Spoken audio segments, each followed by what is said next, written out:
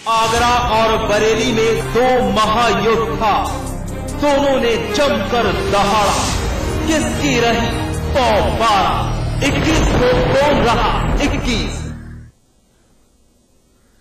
नमस्कार, आपके साथ मैं अतुल अग्रवाल हूं। मोहब्बत के शहर आगरा में सियासत की महफिल जमाने गुजरात से नरेंद्र मोदी आए थे। दूसरी तरफ उत्तर प्रदेश के बरेली में मुलायम सिंह जी का भी मैच था। बरेली से मुलायम ने कहा कि हमारी रैली मोदी की रैली पर भारी है, और मोदी ने आगरा में कहा कि बीजेपी की ये रैली सबसे विशाल है। अच्छा, मोदी प्रधानमंत्री बनना चाहते हैं तो मुलायम भी प्रधानमंत्री बनना चाहते हैं भैया। मोदी मुख्यमंत्री हैं तो मुलायम भी कभी रह चुके हैं। भीड़ के लिए रस्साकशी तो थी ही। एक और प्रतियोगिता दोनों मंचों पर चलती हुई पाई गई। जी, दंगा आरोपियों को फूल माला पहनाने की प्रतियोगिता भी जमकर चली, खूब चली, दोनों तरफ बराबर चली और बराबर छूटी भी। बीजेपी ने अपने मंच से संगीत सोम और सुरेश राणा के सम्मान में फूल बरसाए, लेकिन मोदी के मंच पर आने के बाद इन दोनों को अंडरग्राउंड कर दिया गया, मंच से किनारे लगा दिया गया, उतार दिया गया। तो मुलायम सिंह यादव भी पीछे नहीं रहे।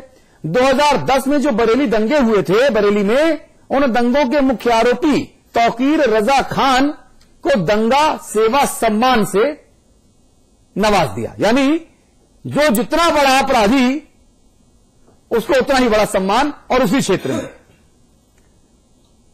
और बरेली में दो महायोद्धा, दोनों ने जमकर दहाड़ा। किसकी रही 112, 21 को कौन रहा 21। तो लोकसभा चुनावों के मद्देनजर आयोजित मोदी की शंखनाद रैली में और उसकी रैली की तुलना बरेली में सपा की रैली से हुई। सपा के सामने बीजेपी से ज्यादा भीड़ जुटाने की चुनौती थी और मुलायम ने अपनी धमक साबित करने की पूरी कोशिश की। बाकी मोदी तो मोदी ही हैं भैया। भारत माता की। अगर वादा करोगे तो निभाना पड़ेगा। अब हाथ उठाइए, जिता दोगे। प्रधानमंत्री पद की पीड़ा लिए दो दिग्गजों ने एक ही दिन रैलियां की। बरेली से मुलायम सिंह यादव ने देश बचाओ देश बनाओ रैली से पावर दिखाई, तो दूसरी तरफ आगरा से मोदी ने विजय शंखनाद रैली करके मैदान मारने की कोशिश की। मोदी और मुलायम दोनों ने अपनी रैली की भीड़ को भारी बताया। पूरा न माने, मैनपुरी आजमगढ़ से ये बड़ी सभा है, और जरा पता लगा लेना वहां पर कहा आगरा में कितनी है। ज्यादा 20,000। हाँ, ज्यादा 20,000 खबर है आई। एक पर्चा भी आया है, हमने पूछा कितनी भीड़ का 20,000। दूर दूर से जहां भी मेरी नजर पहुंचे, सर ही सर नजर आ रहे हैं।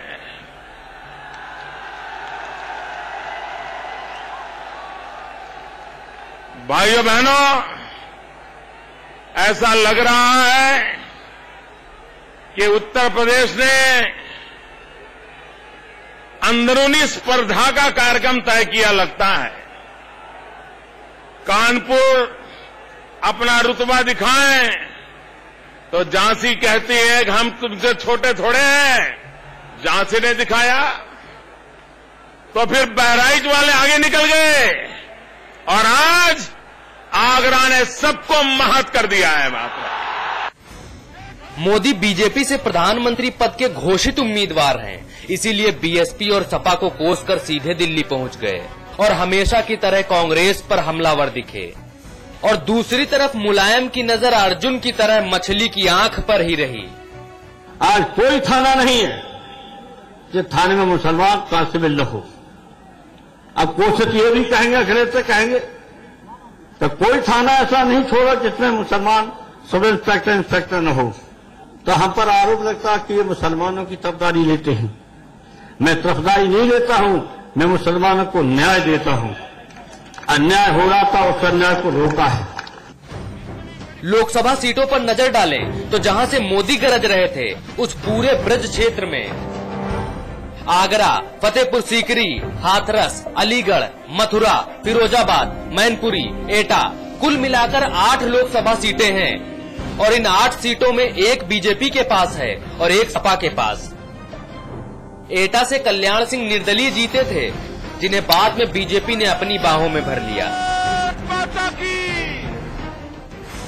बरेली की बात करें तो रुहेलखंड क्षेत्र की लोकसभा सीटों की सियासी तस्वीर 5 सीटों यानी बरेली, बदायूं, आंवला, पीलीभीत, शाहजहांपुर को मिलाकर बनती है। इन 5 सीटों में 2 सपा के कब्जे में हैं और 2 पर बीजेपी काबिज है। मोदी और मुलायम दोनों की राशि एक है, धर्म एक है, लक्ष्य एक है, लालसा एक है, मंजिल एक है, मुराद एक है। जब इतना कुछ एक है तो सियासी सम्मान कैसे बदल जाता? आगरा में मोदी के गरजने से पहले मुजफ्फरनगर दंगों में आरोपी 2 विधायकों को सम्मानित किया गया। उन्हीं के मंच से शॉल भेंट की गई, माला पहनाई गई। सम्मान का जवाब भी सम्मान से मिला।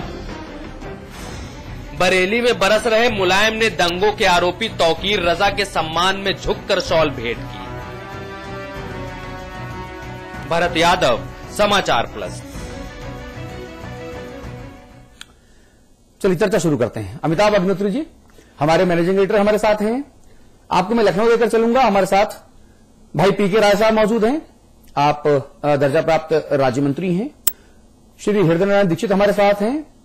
आप भारतीय जनता पार्टी के बहुत सभ्य, सौम्य, सुशील, ऊर्जावान, ज्ञानवान प्रवक्ता हैं, सम्माननीय हैं। स्वागत है आप दोनों का। भाई गोविंद पंत राजू हमारे बड़े भाई, आप हमारे स्थानीय संपादक हैं। आप सभी लोगों से इस मुद्दे पर चर्चा करूंगा। सबसे पहले पीके राय साहब, सिर्फ एक चीज पूछूंगा, आज मुलायम सिंह जी की रैली में कितने लोगों की भीड़ थी? क्योंकि हमारा ये मूल मुद्दा है। तुलना कर लें पहले, कितने लोगों की भीड़ आपको दिखी? जरा पहले ये बात हो जाए।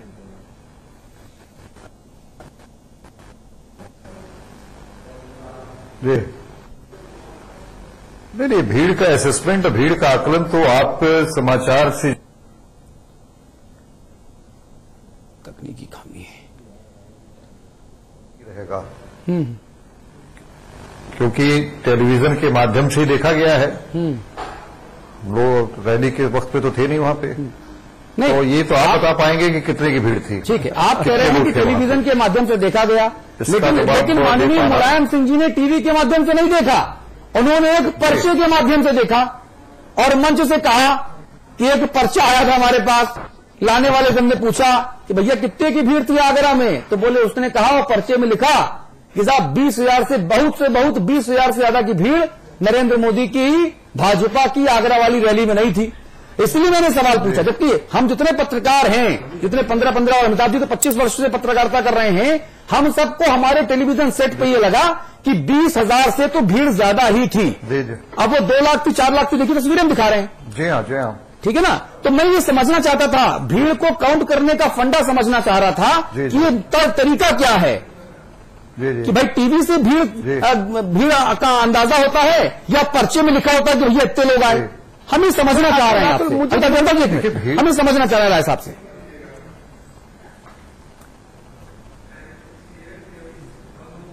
देखिए, प्रिंट मीडिया इलेक्ट्रॉनिक ना, प्रिंट और इलेक्ट्रॉनिक में मुझे विभेद पता है। मैं दोनों में काम कर चुका हूं। मैं तो मुलायम सिंह जी के पास जो पर्चा आया उसकी बात कर रहा हूं। हमारे वो पर्चा कौन सा प्रिंट मीडिया से प्रिंट हो गया है? वो आकलन विश्वसनीय होगा ना। मुलायम सिंह जी के पास कौन से प्रिंट मीडिया ने पर्चा भेजा था कि उन्होंने उस पर्चे के बारे में मैं जानकारी नहीं है तो मैं कोई कमेंट नहीं कर सकता। ना आप कमेंट ना करें तो ही बेहतर है। यहां पर मैं एक बात जरूर कहूंगा सारे राजनीतिक दलों के लिए, सारे राजनीतिक दलों के भविष्य की सुविधा के लिए एक बात कहता हूं, जैसे बड़े बड़े शॉपिंग मॉल्स में एंट्री और एग्जिट पर काउंटर मशीन लगा देते हैं वो, जिससे वो रात में ये एग्जिट बता पाते हैं कि 1,86,612 लोगों ने आज मॉल में एंट्री ली। ठीक, रैलियों में भी ऐसा काउंटर मशीन लगाइए, नहीं तो ये दावे जो है ना ये ऐसे हवाई होते रहेंगे। जैसे अमिताभ जी आपने हमारे ऑफिस में लगवाए हैं कि जो भी इंप्लॉय आए वो अपना फिंगर पंच करे, बायोमेट्रिक्स। आप काउंटर मशीन लगवाइए। अखबार की मशीनें जिन लोगों ने देखी है, गोविंद जी ने देखी होंगी, लखनऊ में प्रिंट में लंबे समय तक रहे गोविंद भाई भी, अखबार की काउंटिंग भी साथ साथ चलती है मशीन पर कि 1,86,682 छप गई, 84 छप गई, 88 छप गई, है ना। वैसे लगाइए, वरना ये पर्चे पढ़ के जब आप अनुमान करेंगे ना तो हास्यास्पद स्थिति हो जाएगी। जी दीक्षित जी रिस्पॉन्ड कीजिए प्लीज। देखिए, पहली बात तो यह कि माननीय मुलायम सिंह जी बहुत वरिष्ठ नेता हैं। हाँ। और लेकिन वो पर्चियों पर बहुत विश्वास करते हैं। अब कहीं से पर्ची आ गई, जो सूचना जैसी आई उसको वैसे ही मान लिया, वैसे ही जान लिया। इसी आधार पर उत्तर प्रदेश की सरकार चल रही है कि जो कुछ सुनने में आया, जो कुछ उनके सहयोगियों ने बताया, उसी आधार पर उन्होंने गणना की, उसी आधार पर व्यवस्था की और उसी का नतीजा है कि उत्तर प्रदेश में अराजकता है, सांप्रदायिक तनाव है, आदि आदि। रैली की जो भीड़ का प्रश्न है, जो आज हमारे प्रतिष्ठित समाचार प्लस चैनल ने विषय रखा है, तो ये बात ठीक है कि भीड़ की तुलना होनी चाहिए, लेकिन भीड़ के संसाधनों की ओर भी ध्यान देना चाहिए। समाजवादी पार्टी की रैली पूरी तौर पर सरकारी थी, सरकार प्रायोजित थी, मंत्रियों के द्वारा प्रायोजित थी। पूरे प्रशासन को रैली में भीड़ जुटाने के लिए झोंक दिया गया था और तब कहीं ऐसी भीड़ आ पाई बहुत प्रयास के बाद, जिसमें समाजवादी पार्टी के मुखिया माननीय मुलायम सिंह जी यह बता सके कि हर थाने में हमने अखिलेश से कहा है कि एक खास संप्रदाय का सिपाही जरूर होना चाहिए और है, और आगे एक खास संप्रदाय का दरोगा भी होगा। पुलिस की क्वालिटी, पुलिसिंग के सारी क्षमताएं इस पर नहीं, खास मजहब के सिपाही हैं। इतनी भीड़ जुटाकर सरकारी खर्चे पर, सरकारी तामझाम पर प्रशासन और सरकारी तंत्र के सही, ठीक है, तो ऐसा कह पाए। अच्छा। और जहां तक ये भारतीय जनता पार्टी की रैली का प्रश्न है, वो एक जन अभियान से जुड़ा काम है। हाँ। और सभी हमारे संगठनात्मक क्षेत्रों में लोग आ रहे हैं और उसमें कोई सरकारी तंत्र का सहयोग नहीं था। अच्छा। स्वतः स्फूर्त रैली थी, इसलिए उसकी तुलना नहीं। अच्छा दीक्षित जी, स्वतः स्फूर्त जब रैली होती है तब लोगों का सम्मान भी बहुत होता है। इस पर भी आऊंगा। सम्मान शब्द का इस्तेमाल मैंने यूं ही नहीं किया।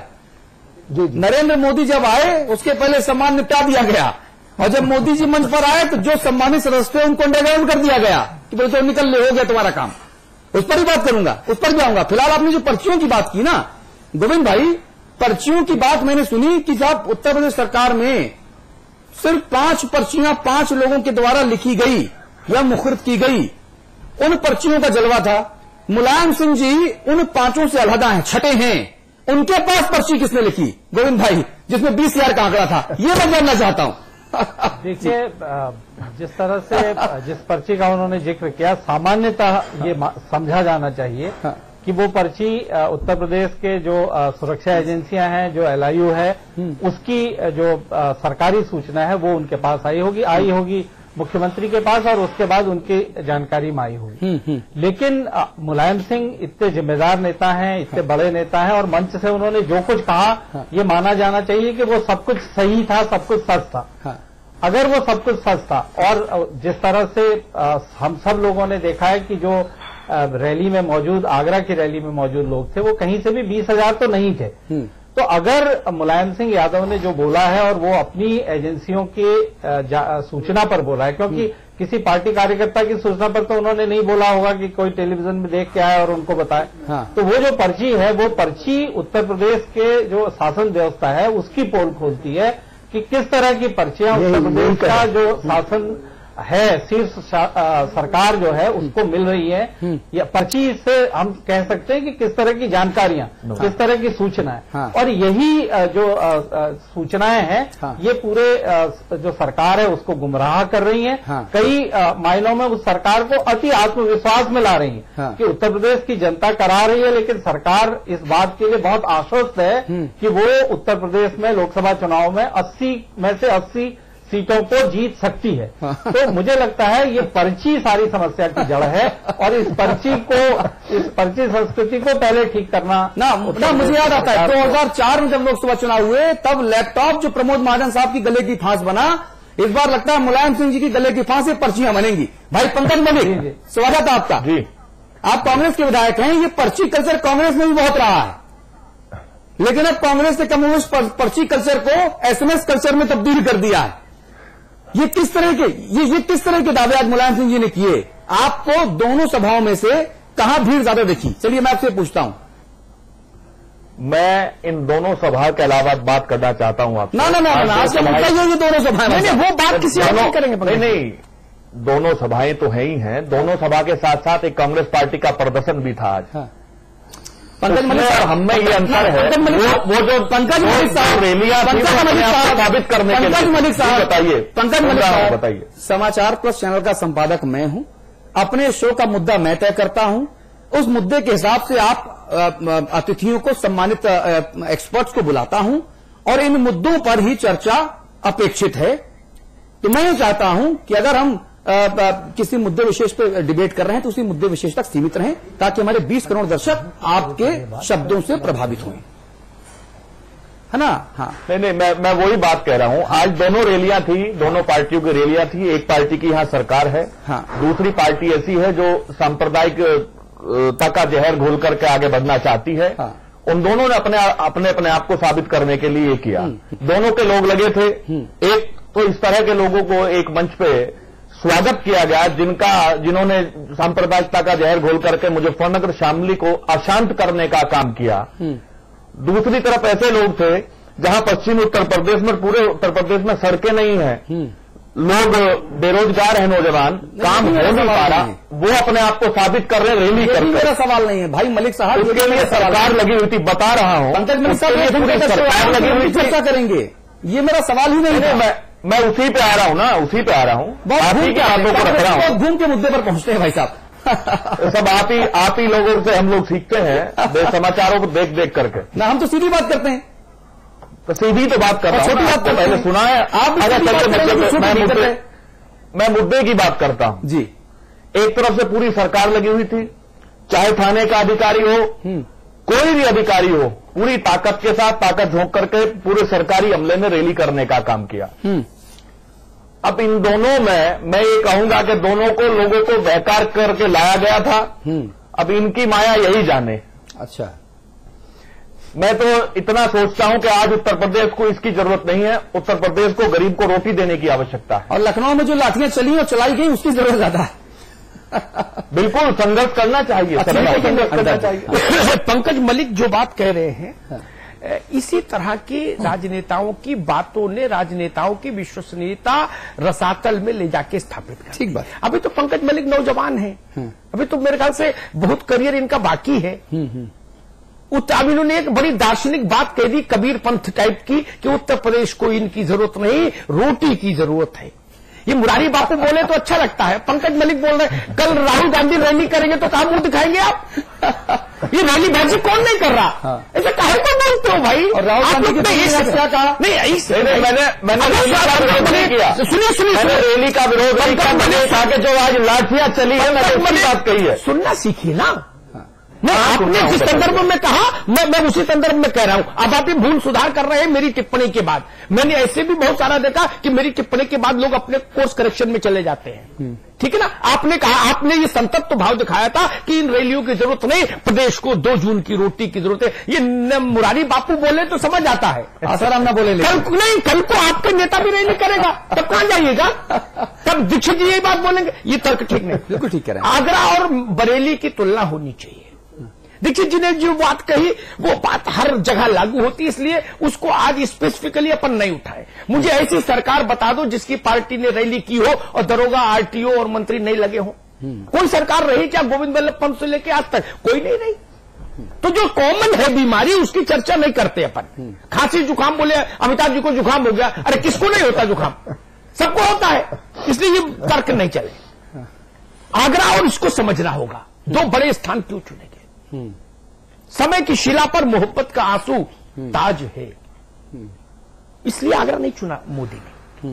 आगरा इसलिए चुना कि आगरा मुलायम सिंह का गढ़ है।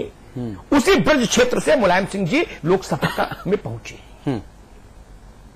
उसी फिरोजाबाद से रामगोपाल जी का बेटा प्रत्याशी है। वो इलाका उनका इलाका है, वहां मोदी गए। यानी मोदी उस इलाके में गए जो इलाका भाजपा के लिए टफ फील्ड है, कठिन रण क्षेत्र है, डिफिकल्ट टेरेन है, वहां मोदी ने रैली की। मुलायम सिंह जी की रैली बरेली में हुई। बरेली का जनसांख्यिकीय चित्र जिन लोगों की समझ में है वो मेरी बात से 100% सहमत होंगे कि बरेली मुलायम सिंह जी के लिए कंपैरेटिवली आसान पिच थी। और खासतौर पर जब तौकीर रजा भी साथ हो तो और आसान हो जाती है। मैं किसी निंदा के प्रश्न में नहीं कह रहा तौकीर रजा की, वो बात तो दूसरे सेगमेंट में उठाऊंगा, तौकीर रजा का जीवन वृत्तांत। बरेली मुस्लिम समाज में दुनिया भर में बहुत महत्वपूर्ण स्थान है। बरेलवी और देवबंदी दो सेक्ट है। वो धरती मुलायम सिंह जी के लिए ज्यादा आसान थी, बनस्पत मोदी ने जो फील्ड चुनी वो कठिन थी। ठीक है, आप सरकार में थे, इसका भी एज मिलता है। इस दृष्टि से अगर मैं भीड़ का आकलन करूं जो हमने फर्स्ट सेगमेंट के लिए विषय रखा था, तो मैं ये कहूंगा कि मोदी की रैली भीड़ के पैमाने पर ज्यादा बड़ी थी। मोदी की रैली भीड़ के पैमाने पर ज्यादा बड़ी थी। हां, ये बात ठीक है कि मुलायम सिंह जी का भी करिश्मा पिछले 45 वर्षों से लगातार कायम है। मैं इस बात को बहुत बड़ी बात मानता हूं, जगह जगह कहता हूं, नेता वही है दीक्षित जी जिसका करिश्मा सस्टेनेबल हो। राहुल गांधी के साथ क्या समस्या है? करिश्मा तो है उस नौजवान में, लेकिन एक बार दो बार का, तीसरी बार पहली बार जहां जाते हैं 1 लाख आदमी जुड़ता, दूसरी बार जाते हैं 50,000, तीसरी बार जाते हैं 10,000 नहीं मिलता। अब कुर्सियां खाली रहती। ये जो करिश्मा सस्टेनेबल नहीं है, जो इंदिरा जी का सस्टेनेबल था, हाँ। जो पंडित जी का सस्टेनेबल था। ठीक है, मुलायम सिंह के लिए छोटी बात नहीं। जिस फील्ड पर वो 45 साल से वेटिंग कर रहे हैं, हाँ। आज भी उनको सुनने लाखों लोग जुटते हैं। जी। और पीके राय साहब, जिस जलवा कायम की बात अमिताभ जी कर रहे हैं, ये जो नारा जिस व्यक्ति ने दिया उसका जलवा हो गया आजकल। बुक्कल नवाब साहब, जिसका जलवा कायम है उसका नाम मुलायम है। मुलायम सिंह जी ने क्या खूब कीमत अदा की इसकी, रिश्ते निभाए। देखिए आप एकदम गदगद हुए पड़े हैं बुक्कल नवाब साहब। तमाम राष्ट्रीय चैनल में बैठते हैं, अंग्रेजी चैनल में एक दिन मैंने बैठे देखा उनको, समाचार पर से शुरुआत हुई थी उनकी चैनल में बैठने की, गोविंद भाई के अच्छे मित्र हैं वो, तो मैंने देखा अंग्रेजी चैनल में बैठ के भी जो है हिंदी में ज्ञान चालू था उनका। हमका देखिए इनका भी जलवा कायम है। खैर, ये मुझे बता दीजिए, इतने बड़े बड़े सम्मान जो हुए, आप भीड़ की बात पे कमेंट नहीं कर सकते, लेकिन सम्मान के मुद्दे पे तो कमेंट कर सकते हैं ना। मौलाना नजीर के मामले से अभी गर्दन छूटी नहीं थी कि तौकीर रजा खान को आपने और ओली में उठा लिया। ये बार बार बवाल काय मोल ले रहे हैं चुनाव के पहले। अगर ये ध्रुवीकरण नहीं, ये तुष्टीकरण नहीं, तो है क्या फिर ये?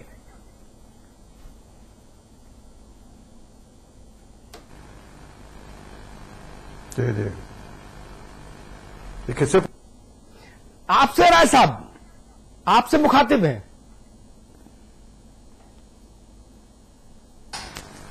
जी जी, अच्छा, मैं माफ कीजिएगा, मैं समझा नहीं। मैं तो एक बार सवाल पूरी भीड़ की बात सुन रहा था जी। और ये बात सही है कि राजनीति में गिरावट आई है और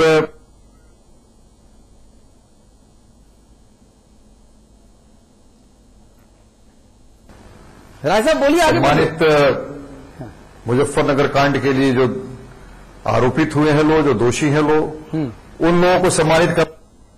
अच्छा, तो आपने हिसाब बराबर किया है क्या कि क्या तुम दोषियों को सम्मानित करोगे तो हम भी दोषियों को सम्मानित करेंगे? फिर मतलब पल्ला बराबर होना चाहिए जी। बराबर की बात नहीं बराबर की बात नहीं कर रहा हूं मैं। अच्छा, नहीं, देखिए हम सांप्रदायिकता के आधार पर राजनीति नहीं करते। अच्छा, तौकीर रजा को फिर आप किस आधार पर लाए थे? उनको विश्व शांति पुरस्कार मिला था क्या, नोबल? अरे कैलाशानंद महाराज जी को बुला लेते, वो तो आपके पाले के हैं। स्वामी अधोक्षानंद जी को बुला लेते, वो तो आजम खान साहब के पाले के हैं। नहीं, वो सब आपके घर के हैं भाई, पाले क्या? हाँ, आप घर के लोग हैं वो दोनों लोग, उनको बुला लेते। आप तो कम से कम हो जाता है कि साहब 2 मुसलमान धर्मगुरु थे, 2 हिंदू धर्मगुरु थे, तो किसी को बोलने का मौका ना मिलता, भैया प्लानिंग ऐसी कर लेते कम से कम।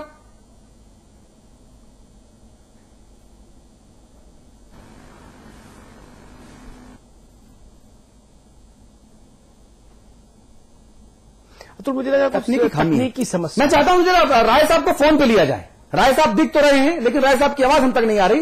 राय साहब का फोन हम थ्रू किया जाए। राय साहब खिड़की में दिखते रहे, अच्छी बात है, दिखते रहे, लेकिन हम जरा फोन पे इनकी आवाज हमको सुनाई जाए। जी राय साहब, सवाल मेरा सिर्फ इतना सा है कि अगर आपने मुस्लिम धर्मगुरुओं को सम्मानित किया, तो जो आपके घर के धर्मगुरु हैं कैलाशानंद जी और स्वामी अधोक्षानंद जी, उनको सम्मानित कर देते तो कम से कम लोगों को बोलने का मौका ना मिलता। सही कह रहा हूं मैं?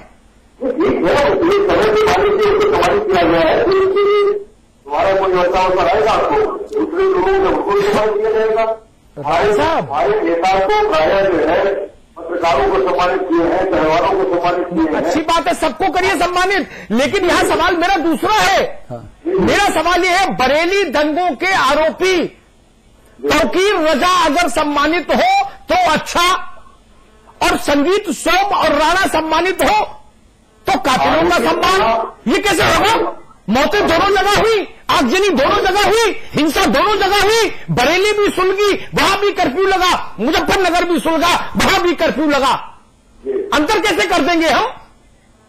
आरोपित होने से किसी व्यक्ति को अगर संगीत सोम और राणा को फांसी की सजा हुई है क्या? वो भी आरोपी है, और दादा और आपने जो रासुका लगाई उसको ट्रिब्यूनल ने निरस्त कर दिया। राय साहब एक सेकंड, एक प्रक्रिया से दोनों गुजरे, तौकीर रजा भी और राणा और सोम भी। अंतर कैसे कर देंगे मालिक? जिन लोगों ने दंगे को कराने का काम किया नहीं, ये टेप नहीं मालिक। राय साहब ना तौकीर रजा क्या सत्संग कर रहे थे बरेली में 2010 में? कीर्तन कर रहे थे क्या? भगवान राम के भजन गा रहे थे क्या तौकीर रजा खान? वो क्या कर रहे थे? अतुल एक मिनट, पीके राय साहब बहुत गंभीर बात कह रहा हूं। एक से आरोप, ध्यान से सुनिएगा, एक से आरोप तौकीर रजा और राणा और सोम पर, दफाएं भी वही हैं, वही दफाएं, बलवा भड़काना, हिंसा भड़काना, आगजनी, द्रोह, सामाजिक विद्वेष, वही सब धाराएं तीनों पर लगी। उनको मंत्री बना दिया। एक हो जाए संत और दूसरा हो जाए कातिल, ये कैसे चलेगा? भाई आंख में धूल नहीं झोंक सकते ना, छोटा मोटा तिनका डाल दीजिए, वहां तक तो चल जाएगी। आप तो मुट्ठी पर धूल आंखों के सामने ले जाके डालना चाह रहे हैं। हाँ। कहे जी तौकीर रजा को संत बोलो, इनको कातिल बोलो। अगर संत है तो सब संत है, फिर दंगा भड़काने वाले, और कातिल है तो सारे कातिल है। और छोटा मोटा तिनका भी ठीक वैसे ही जैसे शिवपाल जी ने कहा था कि छोटी मोटी चुगली कर लो, डकैती मत करना अधिकारियों से, वही छोटा मोटा तिनका याद दिला रहा हूं आपको, ताकि थोड़ा सा स्मरण रहे आपको। चलिए ब्रेक हम यहां पर ले रहे हैं, एक ब्रेक ले रहे हैं। ब्रेक के उस पार काउंटर लगाकर, टाइम का जो काउंटर है वो लगाकर चर्चा को आगे बढ़ाएंगे, क्योंकि हमको ऐसा लग रहा है कि बहुत से लोग ऐसे हैं जो सवालों की तीखी धार में जवाब देने से बच रहे हैं। तो मैं चाहूंगा कि मुझे घड़ी का सहारा लेना पड़ेगा। राय साहब आपके लिए भी, मलिक साहब आपके लिए भी, खास तौर पे घड़ी का काउंटर लगाऊंगा। ब्रेक के उस पार तुरंत लौट के आते हैं। आगरा और बरेली में दो महायोद्धा, दोनों ने जमकर दहाड़ा, किसकी रही पौबारा, 21 को कौन रहा 21। जी, तो अब आज सम्मान बहुत हुए, जिसका जिक्र हमने दीक्षित जी साहब से किया, जिसका जिक्र हमने राय साहब से किया। सम्मान हुआ संगीत सोम का और सुरेश राणा का, लेकिन नरेंद्र मोदी के आने के पहले सब कार्यक्रम निपटा दिया गया और उसके बाद दोनों को मंच से उठा के कहीं यहां वहां ले जाया गया, ताकि मोदी साहब का जो नाम है वो किसी कंट्रोवर्सी में ना फंसे। कल राजनाथ सिंह साहब का बयान हमने शाम को देखा था, उन्होंने कहा कि पत्रकारों ने पूछा कि भाई क्या हो रहा है, ये सम्मान हो रहा है, तो राजनाथ सिंह साहब ने कहा कि हमको नहीं पता, ये प्रदेश इकाई जाने, हमसे मतलब नहीं, राष्ट्रीय इकाई का ऐसा किसी प्रकार का कोई कार्यक्रम नहीं है, हम और मोदी जी जब वहां होंगे तब ऐसा कुछ नहीं होगा। ऐन मौके पर यू टर्न क्यों लिया गया, एक सवाल तो ये। और क्या भाजपा जो वोटों के ध्रुवीकरण के आरोपों से बच नहीं पाती, जो हिंदू वोटों के ध्रुवीकरण में लगी होती है, ऐसे आरोप लगते हैं, क्या सत्तारूढ़ समाजवादी पार्टी मुस्लिम वोटों का ध्रुवीकरण नहीं करती? अगर नहीं करती, जैसा राय साहब कहेंगे नहीं करती, तो फिर मैं ये सवाल पूछ लूंगा कि तौकीर रजा खान वहां क्या कर रहे थे मंच पर? 2010 दंगों के आरोपी हैं, बार बार मुसलमान का माला काय जपते हैं माननीय मुलायम सिंह यादव, जिन्हें राष्ट्रीय स्वयंसेवक संघ के लोग मौलाना मुलायम सिंह भी कहते हैं। मैं नहीं कहता, मैं बिल्कुल नहीं कहता, मैं तो माननीय मुलायम सिंह जी यादव कहता हूं। चर्चा शुरू करते हैं, 2 मिनट आप सबके पास हैं। राय साहब 2 मिनट आपके शुरू होते हैं अब, बोलिए। सवाल मेरा यही है कि अगर आप लोग मुसलमानों का और मुस्लिम मतदाताओं का तुष्टीकरण नहीं करते, तो बार बार राग मुसलमान क्यों गाते हैं माननीय मुलायम सिंह जी यादव, और आज तौकीर रजा खान साहब को मंच में सम्मानित किया गया, उसकी जरूरत क्या थी? क्योंकि मंत्री बना के सम्मान तो आप पहले ही कर चुके थे भैया। देखिए, इस देश में जितना अधिकार हिंदुओं का है, हाँ, उतना ही अधिकार जो है वो मुसलमानों का भी है। हाँ, ठीक है। अगर मुस्लिम कोई धर्म गुरु है, उस क्षेत्र का है, उस इलाके का है, हाँ, आरोपित हो सकता है वो। तो मौलाना नजीर को इसीलिए बुलाया था क्या लखनऊ? जी, मौलाना नजीर को विशेष विमान भेज के इसीलिए लखनऊ बुलाया था क्या मुलायम सिंह साहब ने? और 55 मिनट बातचीत की गई कि भाई साहब पश्चिमी उत्तर प्रदेश में शांति बहाली कैसे कराई जाए, जबकि वो खुद दंगा भड़काने के मुख्य आरोपी। शांति बहाली कराने के लिए वार्ता तो किसी विपक्ष से की जा सकती है। अच्छा, मतलब चोर के साथ बैठ के ये समझा जाए कि चोरी कैसे रोकी जाए, ये मतलब ना कि राय जी जिनकी मैं बात कर रहा हूं वो खुद आरोपी है, वो खुद आरोपी है। हाँ, तो आरोपित आप अगर कह रहे हैं आरोपी हैं, हाँ, तो हम उसको मान रहे हैं। पुलिस कह रही है भाई, हाँ, पुलिस के रोजनामे में लिखा है। देखिए, ऐसा है कि अगर शांति बहाली के लिए किसी भी व्यक्ति से बात करने की आवश्यकता हो, हाँ, जहाँ पे सांप्रदायिक माहौल बिगाड़ा गया हो, हाँ, जहाँ सुनियोजित तरीके से जो है ये दंगे कराए गए हों, हाँ, और कराने वाले लोग कौन हैं, ये लोग इसके बारे में भी ये आपको क्या भविष्यवाणी हुई थी क्या, आकाशवाणी हुई थी क्या सोते वक्त कि दंगे इन्होंने कराए?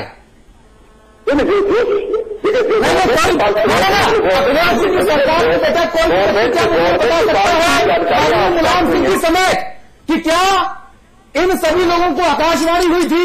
क्या सपना आया था शोभन सरकार की तरह कि दंगों में इन लोगों ने भूमिका निभाई, इन लोगों को रास्ता ठोक दो? क्या ऐसा हुआ था? नहीं, जो सरकार की एजेंसी है तो सरकार के पास, अरे सरकार की खास एजेंसी जो आप मुलायम सिंह को चिट्ठी लिख के देती है कि मोदी की सभा में 20,000 लोग थे, उस एजेंसी की बात कर रहे हैं, खाक डाले इस एजेंसी पर। देखिए, ऐसा है कि वो पर्ची लिख के देने वाला उनके इंटेलिजेंस एजेंसी का था जी, उसको तत्काल विभाग से बर्खास्त कर देना चाहिए, जिसने माननीय मुलायम सिंह जी का चेहरा धूल धूसरित कर दिया। देखिए, ऐसा प्रदेश का सबसे बड़ा चेहरा। अब बीजेपी ये तो बराबर जो है आरोप लगता रहता है कि हम जो है समाजवादी पार्टी अगर सबका ख्याल रखती है, सारे वर्गों का, सारे धर्मों का, सारे जातियों का, हाँ, तो हमेशा ही आरोप लगता है कि साहब मुस्लिम तुष्टीकरण की बात करते हैं। हाँ, लेकिन समाजवादी पार्टी जो है, हाँ, जो जातिवादी पार्टी नहीं है, अच्छा, वो सभी वर्गों, वो मजहबी पार्टी है, जातिवादी पार्टी नहीं, मजहबी पार्टी है?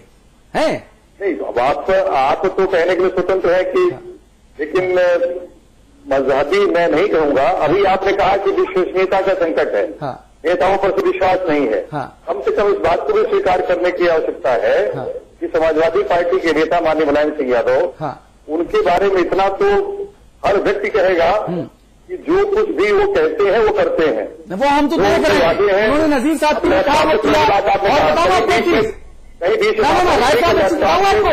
राय साहब एक चीज सुन लीजिए, उन्होंने कहा था निर्दोष मुसलमान युवकों के ऊपर जो मुकदमे दर्ज हैं वो वापस ले जाएंगे। अदालत ने सरकार को थपड़िया दिया, बोला नहीं आप ऐसा नहीं कर सकते। उन्हीं की सरकार, उन्हीं के पुत्र अखिलेश यादव जी की सरकार ने मुजफ्फरनगर में जो शरणार्थी शिविर में मुसलमान रह रहे हैं 1800 मुसलमान परिवारों को 5-5 लाख रुपए प्रति परिवार की दर से 90 करोड़ रुपए आवंटित करने का फैसला किया कैबिनेट में। उसको सुप्रीम कोर्ट ने आज थपड़िया दिया, बोला नहीं आप ऐसा नहीं कर सकते, उसको रोक दिया। तो आप ऐसा बयाना लेते हो जो पूरा ना हो पाए। यही तो मैं पूछ रहा हूं आपसे, अगर ये तुष्टीकरण नहीं तो और तुष्टीकरण क्या है? न्यायपालिका को अधिकार है कि अगर यह विधायक अच्छा, न्यायपालिका को अधिकार है आपको आपके कानून मिटने का, लेकिन आप लोग गलती करते रहेंगे, कानून मिटवाते रहेंगे, ये मतलब? देखिए, ऐसा है कि आपका ये जो कहना है या कि उससे कि उनको आप सम्मानित क्यों किया गया, हाँ, ये तो सिलसिला देखिए, जिन लोगों की बात आपने कहा है आगरा वालों की, हाँ, वो लोग तो हवाई जहाज में बैठा करके और दुर्दांत आतंकवादी को काबू लेके गए थे, वहां ले जाकर रखा। दीक्षित जी 2 मिनट आपके पास हैं। ये सम्मान जैसा मुलायम सिंह जी की तरफ से हुआ, अगर हम उसकी भर्त्सना कर रहे हैं तो फिर आपकी तारीफ कैसे करें? संदीप सोम और सुरेश राणा, ये 2 रणबांकुरे अगर इतना ही अच्छा काम कर रहे थे, छाती ठोक के वहां जुल्म सितम के सामने खड़े थे, तो माननीय मोदी जी और राजनाथ सिंह जी के आने के पहले ही कार्यक्रम रफा दफा काय कर दिया गया। अरे मोदी जी के यहां से सम्मान कराते, कितना नाम होता जी। और सुरेश राणा ने कहा था कि दुनिया भर में कोई ऐसा नेता नहीं होगा जो माननीय मोदी जी से सम्मानित ना होना चाहे। है मेरे पास बयान? नहीं, वो बयान आपके पास है, वो उचित है, ठीक है। हाँ। भारतीय जनता पार्टी ने अपने स्तर पर कार्यक्रम बनाया था, उत्तर प्रदेश की भारतीय जनता पार्टी ने। हाँ। माननीय मोदी जी की रैलियां जहां जहां होती हैं वहां मंच पर एक सुनिश्चित संख्या होती है, पहले से तय कर ली जाती है। यह कार्यक्रम पहले संपन्न हो जाए, इस दृष्टि से भारतीय जनता पार्टी उत्तर प्रदेश ने इसे पहले ही संपन्न कराया। दूसरी बात यह है कि सम्मान का प्रश्न, मुजफ्फरनगर में जितने भी मुकदमे हुए हैं वो सारे के सारे मुकदमे इन क्वेश्चन हैं, प्रश्नगत हैं, और लगातार वहां की आम जनता पुलिस उत्पीड़न के मामले में और जितने मुकदमे दर्ज हुए हैं उनके मामले में लगातार भिन्न भिन्न एजेंसियों से संपर्क कर रही है। माननीय न्यायालय के दरवाजे भी खटखटाए जा रहे हैं। तीसरी बात कि हमारे ये दोनों विधायक आदरणीय जनता ने चुने हैं, इनके ऊपर कोई इस तरह के पहले से कोई आरोप नहीं थे और इन्हें स्वयं सरकार की तरफ से सुरक्षा विधिवत प्रदत्त थी। इन पर रासुका लगाया गया और रासुका को भी संबंधित कमेटी ने निरस्त कर दिया, खारिज कर दिया। ठीक है। विधायक एक उत्पीड़न झेलकर जेल के भीतर से लौटे थे। भारतीय जनता पार्टी उत्तर प्रदेश ने स्वाभाविक रूप में उन्हें सम्मानित किया, या कोई अलग से कार्यक्रम नहीं था। दोनों की तुलना उचित नहीं होगी। वो जो मामले हैं समाजवादी पार्टी के मामले, वो तो मजहब के आधार पर ही लोगों को राहत देने, मजहब के आधार पर ही दंगा पीड़ितों को सहायता मुहैया कराने, मजहब के आधार पर ही एक आरोपी को, बड़े आरोपी को यहां उत्तर प्रदेश सरकार के वायुयान से लेकर यहां लखनऊ लाने, मजहब के आधार पर ही सम्मानित करने, मजहब के आधार पर ही पुलिस के भीतर सिपाही, दरोगा आदि छांटने, तो ये दोनों की तुलना अनुचित है। भारतीय जनता पार्टी का दृष्टिकोण बिल्कुल साफ है कि नहीं, हमको सबका समर्थन चाहिए और इसी आधार पर रैली हुई, रैलियां आगे होंगी। जी, यहाँ पर मैं एक बात जरूर कहूंगा। दीक्षित जी ने कहा कि वो अलग कार्यक्रम था, प्रदेश की इकाई ने किया। अब्बल तो मैं सिद्धांतता मानता हूं, पार्टी पार्टी होती है, मोहल्ला की पार्टी, जिला की पार्टी, शहर की पार्टी, ये विभेद मत करिए और एक ही अवसर पर विभेद भी कर दीजिएगा। कोई चोरी पर पकड़ा जाता कहते हैं तो ब्लॉक की पार्टी है, इसका हमसे मतलब नहीं, ये नहीं होगा। मैं इसके काउंटर में एक बात कहता हूं, दीक्षित जी के प्रति सम्मान का भाव रखते हुए भी, उनकी विद्वता को प्रणाम करते हुए भी कहूंगा जरूर, नहीं तो वो न्याय नहीं होगा।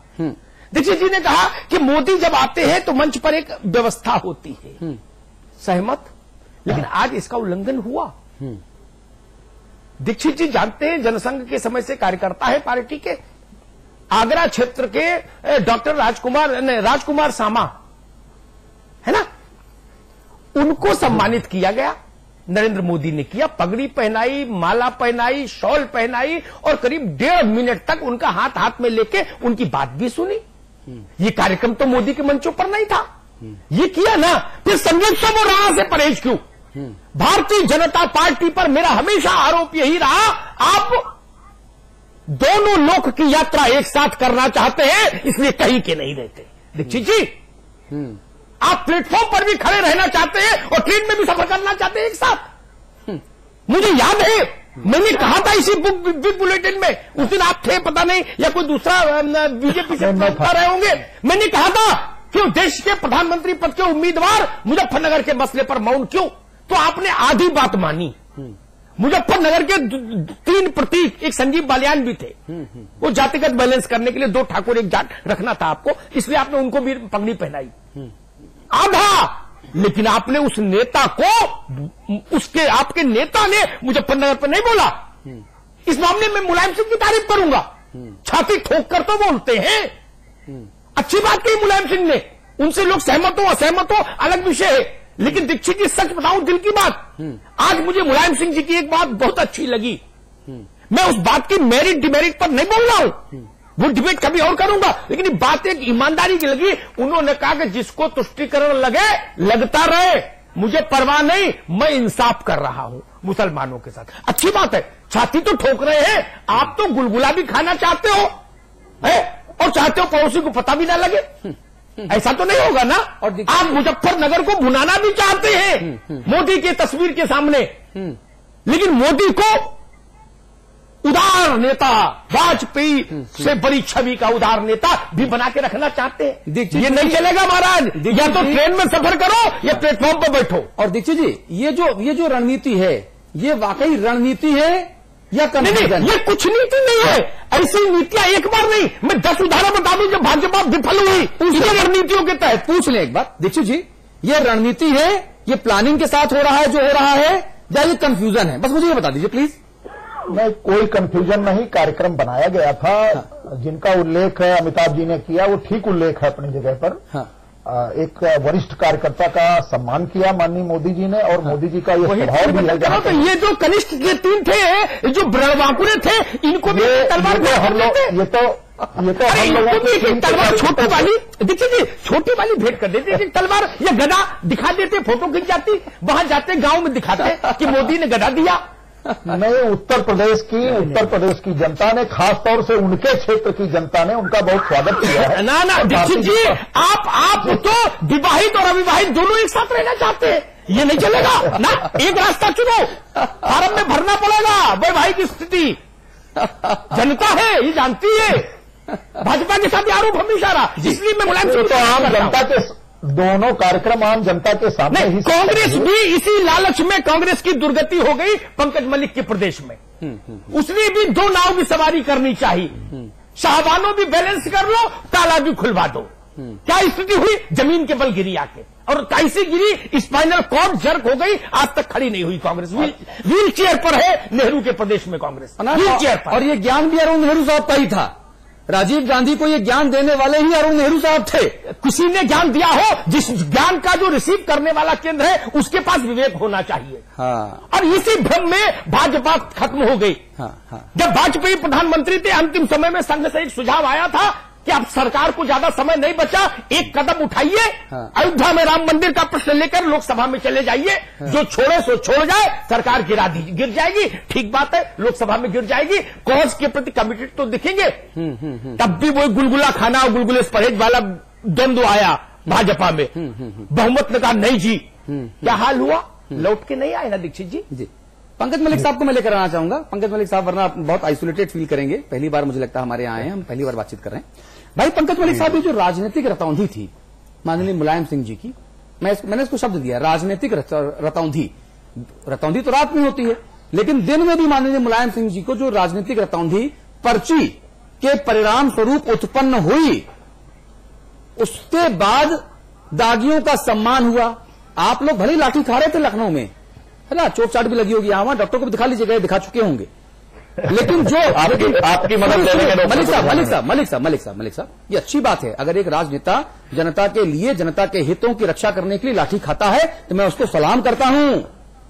लेकिन मैं यहां पर उस भावनात्मक चोटों की बात कर रहा हूं जो दोनों ही रैलियों में कमोवेश अलग अलग वर्ग के, अलग अलग मजहब के लोगों को जम के दी गई जानबूझकर। 2 मिनट उस पर आपके उद्बोधन जरूर चाहूंगा। पंकज मलिक साहब, 2 मिनट आपके पास। नहीं, आप स्पष्ट कीजिए, वो पूछना क्या चाहते हैं, मैं समझ नहीं पाया। मैं पूछना सिर्फ ये चाहता हूं कि भावनात्मक तौर पर एक जगह एक मजहब का तुष्टीकरण, दूसरी जगह दूसरी मजहब का तुष्टीकरण, भावनात्मक तौर पर एक दूसरे को चोटिल करने का प्रयास वोटों की खातिर, क्यों? बिल्कुल ये नहीं करना चाहिए इन लोगों को, ये करना बहुत गलत है। हम तो हमेशा से इसका विरोध करते आए हैं। भाई कानून अपना काम करता है। अगर किसी पे आपराधिक मामले हैं तो कानून अपना काम करेगा। आप मंचों पे ला करके भावनाएं भड़काने का काम करते हैं। ये आज दोनों ही लोगों ने गलत किया, और एज एक हिंदुस्तान के नागरिक के नाते ये हिंदुस्तान के भविष्य के लिए खिलवाड़ है। हमारी जो आने वाली नस्लें हैं इससे प्रभावित होंगी और नुकसान होगा हिंदुस्तान का। ऐसा नहीं होना चाहिए। एक सवाल पूछूंगा, मुजफ्फरनगर दंगों के मामले में आपकी पार्टी कांग्रेस के पूर्व सांसद सईदुज्जमा का नाम भी आरोपियों की सूची में है। क्या कांग्रेस पार्टी ने सईदुज्जमा साहब को कांग्रेस पार्टी से निलंबित कर दिया या बर्खास्त कर दिया? अरे एक एम्बार्गो लगा देते कि जब तक अदालत आपको क्लीन चिट ना दे दे तब तक आपकी सदस्यता निलंबित रहेगी। तो बड़े बड़े दावे करने वाले लोग, नैतिकता की दुहाई देने वाले लोग ये क्यों नहीं करते? बताइए, अब बताइए। बिल्कुल आपकी बात सही है, और मैं कांग्रेस पार्टी जिस दिन से मुजफ्फरनगर का मामला हुआ है उसी दिन से कह रही है कि जिसमें कोई भी आरोपी हो, आप ना धर्म की बात करें ना पार्टी की बात करें, जो भी आरोपी हो उसके खिलाफ कार्रवाई करें, हम स्वागत करेंगे उसका। अरे भाई, आप सभा की सदस्यता को निलंबित क्यों नहीं करवा सकते? आरोप सिद्ध होगा तो निकाले जाएंगे।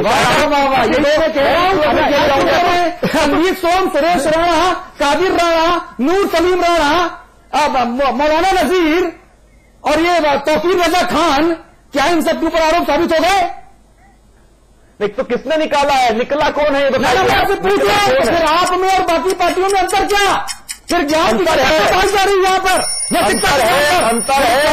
अंतर है। हम भाईचारे की बात करते हैं, हम हिंदुस्तान को बढ़ाने की बात करते हैं, ये संप्रदाय की बात करते हैं, ये हमें हिस्सों में बांटना चाहते हैं, ये हिंदुस्तान का नुकसान करते हैं। जी, पूरा सबकी बहस सुनी आपने, सारे चेहरे देखे, क्या समझ आया? देखिए, ऐसा है कि वक्त फसल काटने का है और फसल काटने कुछ तकनीकी दिक्कत है क्या? गोविंद जी, हमारी आवाज आ रही है आप तक? जी जी जी, अच्छा, अब आ रही है। अब आप क्या आ रही? जी जी, बोलिए प्लीज। देखिए, वक्त फसल काटने का है, चुनाव सर पे है, तो हथियार चाहे कोई भी हो और वो किसी तरह से काटे, मकसद सिर्फ एक है कि वो काटना है। समाजवादी पार्टी ने आज वहां पर समाजवादियों को जगाने के लिए रैली की। मुझे बड़ा ताज्जुब हुआ, रैली का नाम जागो समाजवादियों था। तो अगर क्या उत्तर प्रदेश के समाजवादी अभी तक सोए हैं? और अगर वो सोए हैं तो ये तो वाकई में हैरान करने वाली बात है कि 1.5 साल उत्तर प्रदेश में राज करने के बाद भी अगर वो सोए हैं तो पता नहीं वो कब जागेंगे, क्योंकि मिशन 2014 के लिए ज्यादा वक्त नहीं बचा। दूसरी बात, खाते सोए हैं क्या? जी जी, ऐसा ही लगा। ना कुछ लोग कहते हैं ना गोविंद भाई कुछ लोग कहते हैं कि शाम के अंटा मिलता है हजरतगंज के मोड़ पे, अंटा हरा वाला। कुछ लोग कहते हैं वो खाया जाता है, मुझे नहीं पता कौन खाता है, मैंने देखा नहीं कभी, लेकिन लोग कहते हैं। जी जी, वो तो लखनऊ का बहुत प्रसिद्ध है, इसलिए मैंने कहा। मुझे लगता है सत्ता का जो मतलब सुख है वो शायद इतना ज्यादा गले गले तक भर गया है कि वो सब सो गए हैं। दूसरी बात ये कि मुलायम सिंह आज बहुत एक तरह से दयनीय से दिखाई दे रहे थे। वो बार बार ऐसा विधानसभा चुनाव में, जब पिछली बार उनकी सरकार थी और सरकार के आखिरी दिन थे, उन दिनों में भी वो अपने कार्यकर्ताओं के बीच इसी तरह से दिखाई देते थे। आज भी उन्होंने बार बार जो अपील की, वो अपील आग्रह कम अनुरोध ज्यादा था। उसमें बार बार ये था, जिताओगे, हाथ खड़े करके बताओ, 80 सीट दोगे, तुमने मुझे दिल्ली भेजने की बात की है तो क्या मुझे मजबूत करके भेजोगे? ये भाव कहीं ऐसा जो समाजवादी पार्टी का कुल आत्मविश्वास है उसको वो कमजोर पड़ रहा है, ऐसा दिखा रहा है जी। और जो बात असल मुद्दा जो जिस तरह से जो सांप्रदायिकता का है, मुझे लगता है कि बीजेपी की सांप्रदायिकता अगर है वो ये है कि बीजेपी बचना चाहती है नरेंद्र मोदी को, जैसा कि अमिताभ जी ने भी कहा, एक बहुत उदार राजनेता के तौर पर प्रस्तुत करना चाहती है, इसलिए नरेंद्र मोदी ऐसे मुद्दों को छेड़ते भी नहीं। लेकिन समाजवादी पार्टी जब बात करती है तो वो बार बार क्या ऐसा कहती है कि मुसलमान भयभीत रहें। बार बार मुसलमानों के मन में ये बात डालना कि अगर एक दरोगा हो जाएगा, 10 सिपाही हो जाएंगे तो दंगे नहीं होंगे। क्या सिर्फ भय का भाव मुसलमानों के मन में डालकर उनका विकास करना, ये अच्छी बात, वोट की राजनीति नहीं है। बहुत अच्छी बात आप कह रहे हैं गोविंद भाई, मैं साधुवाद देना चाहूंगा आपको। हालांकि आप हमारे घर के ही हैं, इसलिए साधुवाद की जरूरत है, लेकिन तब भी ये मैं फॉर्मेलिटी जरूर कर रहा हूं। बहुत अच्छी बात, बहुत शानदार विश्लेषण। चर्चा के हम आखिरी पड़ाव में आ चुके हैं। आप सभी के पास 1-1 मिनट का मैं वक्त देना चाहूंगा ताकि आप सभी लोग 1-1 मिनट में अपनी बात खत्म करें। उसके बाद अमिताभ अग्निहोत्री जी की संपादकीय टिप्पणी होगी। पहले माननीय मंत्री जी, 1 मिनट आपके पास है। मैं चाहूंगा कि आप निष्कर्ष के तौर पर अपना उद्बोधन करें, सिर्फ 1 मिनट में, प्लीज। डॉक्टर राय साहब जी 1 मिनट में अपना कंक्लूडिंग रिमार्क्स दें प्लीज। मैं समझा नहीं कि आप जो है मुझसे कह रहे हैं। जी जी, बोलिए बोलिए भैया।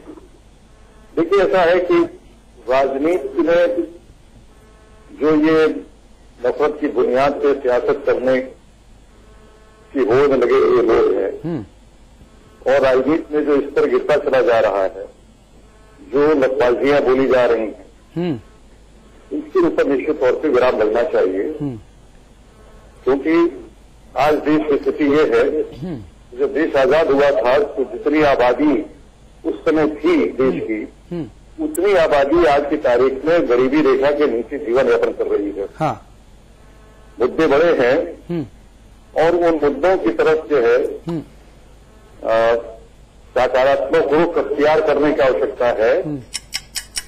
और जहां तक सवाल समाजवादी पार्टी की सरकार का है, ठीक है, जो घोषणाएं की गई हैं, जो घोषणा पत्र रहा है, राय साहब ऐसा कहा जाता है charity begins from the home.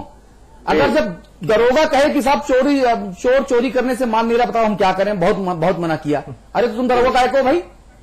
सरकार में बैठी पार्टी अगर घोषणाएं करेगी किसी एक मजहब के लिए, किसी एक जाति के लिए, तो फिर ये तो तमाम चीजें होंगी। बस चर्चा का वक्त खत्म हो गया, चर्चा का वक्त खत्म हो चुका है।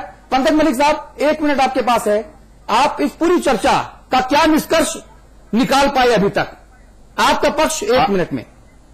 आधी मिनट का अनुरोध मैं भी करूंगा बाद में। जी कहिए। इस चर्चा से मुझे लगता है कि राजनीति हो रही है और राजनीति सब कर भी रहे हैं, लेकिन कहीं ना कहीं सोच रखनी चाहिए उत्तर प्रदेश के विकास की। और आज आवश्यकता है नौजवानों को रोजगार देने की, रोजगार देना चाहिए। और सबसे बड़ी बात है, जो पीड़ित लोग हैं, उस झगड़े के हों, जो दुखी लोग हैं, गरीब लोग हैं, उनके बारे में सोच करके घोषणाएं करनी चाहिए। अब आधी मिनट में आपकी लूंगा। एक चिट्ठी लिखो सोनिया गांधी जी को, और दूसरी चिट्ठी लिखो मनमोहन सिंह जी को, तीसरी लिखो राहुल गांधी को, चौथी लिखो मोंटेक सिंह अहलूवालिया को, और सारी बातें मैं जानता हूं। और सारी बातें आप वही लोग नहीं समझ पा रहे हैं, बाकी हमारा तो समझ रहे हैं जो बातें आप कह रहे हो। सत्यनारायण भगवान की जय हो। प्रसाद साहब, बात आप नहीं समझ पा रहे।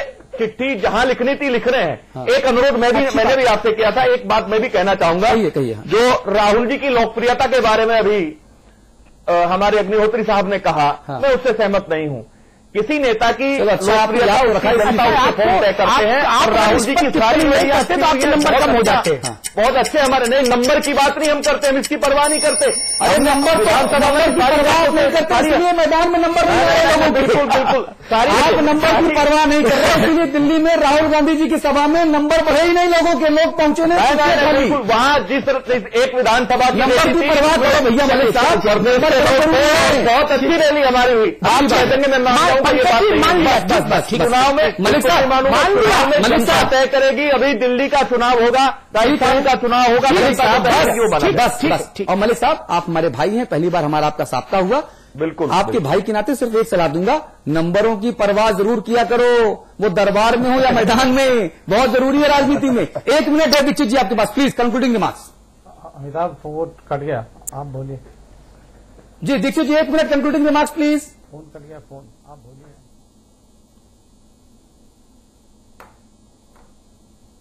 सवाल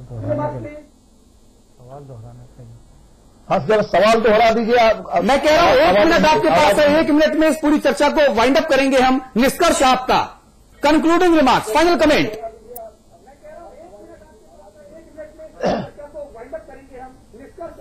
बहुत धन्यवाद अतुल जी। हम 1 मिनट से कम में अपनी बात बता रहे हैं। आज समाजवादी पार्टी की सरकारी रैली पर भारतीय जनता पार्टी की रैली बहुत भारी सिद्ध हुई, ये जमीनी स्तर पर भी और प्रतिष्ठित चैनलों पर भी। नंबर 1। नंबर 2, आज ये सिद्ध हो गया कि समाजवादी पार्टी की सरकार, समाजवादी पार्टी के मुखिया मान्यवर मुलायम सिंह जी बुरी तरह से आत्मविश्वासहीन हो चुके हैं। बहुत डर सता रहा है उनको, और इसीलिए उन्होंने पहले अपने क्षेत्र की रैली और आज ये बरेली की रैली में लगातार आत्मविश्वासहीनता का परिचय देते हुए एक संप्रदाय विशेष के तुष्टीकरण का, संप्रदाय विशेष को अपने साथ लेने का काम किया। ठीक है, आपका जो पूरा का पूरा परिदृश्य है, जो आपने रखा था कि 21 में कौन 21, तो ये उत्तर प्रदेश की जनता ने देखा, मीडिया ने देखा। भारतीय जनता पार्टी की रैली, भारतीय जनता पार्टी की रैली में आए लोग, भारतीय जनता पार्टी की रैली में दिया गया भाषण आत्मविश्वास से भरा हुआ था। हम सरकार बनाएंगे ऐसा दिखाई पड़ता है। समाजवादी पार्टी स्वयं मान चुकी है कि हार रहा है। भाई गोविंद पंत राजू साहब, मैं आपसे माफी चाहूंगा, मैं आपको आधा मिनट दूंगा, 30 सेकंड प्लीज, फाइनल कमेंट। देखिए, जिस तरह से उत्तर प्रदेश में अभी चुनावी दंगल है और आज एक तरह से आमने सामने थे दोनों दल, हाँ, तो मुझे लगता है कि आने वाले दिनों में और इस तरह के दंगल होंगे और इस तरह के आरोप प्रत्यारोप हमें देखने को मिलेंगे। लेकिन जो असल मुद्दा है, जो भी सत्तारूढ़ दल है, चाहे वो दिल्ली की पार्टी हो और चाहे वो उत्तर प्रदेश की पार्टी हो, अगर अपने काम पर बात करें लोगों के बीच और काम के आधार पर वोट मांगे, तो ये माना जाना चाहिए कि वाकई में वो इस जनतंत्र में जनता की सेवा कर रहे हैं। लेकिन ऐसा हो नहीं रहा है। मुद्दे फिर वही सांप्रदायिकता या तुष्टीकरण पर आ रहे हैं, और ये उत्तर प्रदेश के लिए और भारतीय राजनीति के लिए दुर्भाग्य। अमिताभ जी, संवाद की टिप्पणी 2 मिनट। बाकी बहस तो हुई, खूब चर्चा हो गई, उस पर क्या बोलूं, भीड़ भाड़ भाषण सब पर हो गई। मैं एक मुद्दे पर सिर्फ संपादकीय टिप्पणी केंद्रित करूंगा। मैं मुलायम सिंह जी की इस बात में कद्र करता हूं कि वो जिस चीज को ठीक समझते हैं अपनी राय में, उस चीज पर छाती ठोक कर खड़े होते हैं। ये क्वालिटी दूसरे किसी नेता में नहीं। हाँ। ये मुलायम सिंह की अदा है और मैं इस पर कुर्बान हूं। वो चीज गलत हो सकती है हमारी निगाह में, लेकिन जिसको वो सही मानते हैं उस पर वो टिकते हैं। आज उन्होंने कहा जो मैंने अभी बताया था आपको, भाजपा में दुविधा, द्वंद्व, काला भी सफेद भी एक साथ, प्लेटफॉर्म पर भी, ट्रेन पर एक साथ, कैसे जियोगे? पुत्र जाता है संगीत सोम और राणा की रिहाई में, पिता नहीं मिलता। ऐसे राजनीति करेंगे? ऐसे राजनीति करेंगे? मुजफ्फरनगर को भुनाने का लालच भी मन में। मोदी से पहले लालजी टंडन, कलराज मिश्रा, ये बसपा के नेता है लालजी टंडन और कलराज मिश्रा, या ये लेबर पार्टी के हैं, लंदन से आए हैं, ये भाजपा की नहीं है। अरे मोदी इनको माला पहना देते तो कौन सा अछूत हो जाते, और कलराज जी ने पहनाई तो भाजपा कौन सी पाक साफ हो गई। मोदी से पहले तो कलराज मिश्रा भाजपा का उत्तर प्रदेश में चेहरा है ना, बरसों बरस चेहरा रहे। जब मोदी स्कूल में पढ़ते होंगे तब कलराज मिश्रा उसमें युवाओं के संगठन में काम कर रहे थे, उनसे आपने माला पहनवाई ना। ये क्यों करते हैं लुका छुपी का खेल? जनता को रतौंदे हैं, मोतियाबिंद है क्या? आप भुलाना भी चाहते हैं, ये तो छोड़िए, फिर केवल कहिए कि हम मोदी की लाइन पर चलेंगे, विकास की बात करेंगे। रामचंद्र परमहंस का लाभ भी लेना चाहते हो और उनको शिलादान भी नहीं करना चाहते हो, करने देना देते हो वाजपेयी के समय में, ये तो नहीं चलेगा ना दोनों काम एक साथ जी। इसलिए एक पटरी पर चलिए, एक रास्ते को चुनिए, विकास चुनिए जो आपको अच्छा लगे, लेकिन जिसमें आपकी प्रतिबद्धता हो उस प्रतिबद्धता को दिखना चाहिए, टिकना चाहिए। ये ढुलमुल नहीं चलेगा। इससे ये आपने और कांग्रेस ने किया, इसीलिए उत्तर प्रदेश ने आप और कांग्रेस दोनों को वानप्रस्थ दे दिया जी। बहुत बहुत धन्यवाद। और दंगों के इर्द गिर्द ये पूरी चर्चा रही, इसलिए जाते जाते सिर्फ एक लाइन बोलूंगा कि ना हिंदू मरा है ना मुसलमान मरा है। तौकीर रजा साहब को बैठा लो आप, मौलाना नजीर को बैठा लो आप, या सोम को और राणा को बैठा लो।